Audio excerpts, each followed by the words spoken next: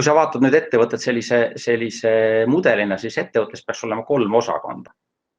Ja 3 osakonda on siis, Roland võib-olla näitad korra seda pilti seal. See on 3 osakonda, mis on turunduse müügiosakond, siis on tooteosakond ja siis on administreerimise osakond. Räägi vahepeal, siis tuleb pilt arvatavasti. Ma pean midagi ütlema vahepeal, siis on näha seda mudelit. Turundustoode administreerimine. Ja nüüd tavapäraselt on see, et ettevõtted keskenduvad väga palju sinna tootele ja administreerimisele. Ehk tihti on see, et administreerimise osakaal on sinna 60-70%, toote osakaal 20% ja ainult 5-10% mõnikord keskendutakse sellele, mis on siis müük ja turundus.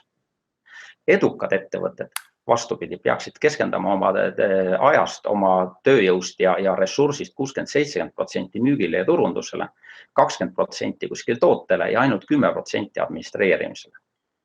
Et kui sa oled alustav ettevõte, siis otse loomulikult on alguses administreerimise osakaal suurem ja see on sellepärast, et sul tuleks koostada juhendid, töökirjeldused, struktuurid, paika panna see ettevõtte toimimise mudel, mis aitaks sul seda siis, et sa saaksid selle ettevõtte tööle ja see on nagu raam, mille peale siis panna inimesi ja ehitada seda ettevõtet ülesse. Siis kui see on tehtud, siis toode peaks jääma sellise 20% juurde. See mudel ei toimi ainult nendel ettevõtetel, kes on keskendunud teenuse või siis on tootjad ettevõtted. Et kui sa osutad mingit teenust, siis otse loomulikult see toode kui teenus on sinu jaoks suurema osakaaluga ja see ei ole mõeldav, et sul on müügiinimesi 6-7 ja teenusosutajad ainult 1 inimene.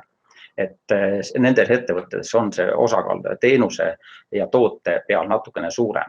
Aga ikkagi need ettevõtted peaksid vaatama, et nende fookus ei oleks ära müügilt ja turunduselt, kuna see on ainukene koht, kus koha pealt raha sisse tuleb. Nii et vaata, et sinu struktuuris oleks siis 60-70% tegevustest orienteeritud müügile ja turundusele, 20% umbes siis tootele ja umbes 10% siis administreerimisele. Kas sa joonistasid juba protsendid sinna peale? Peaks selline välja nägema, et müük turundus 60-70, toode 20 ja administreerimine 10.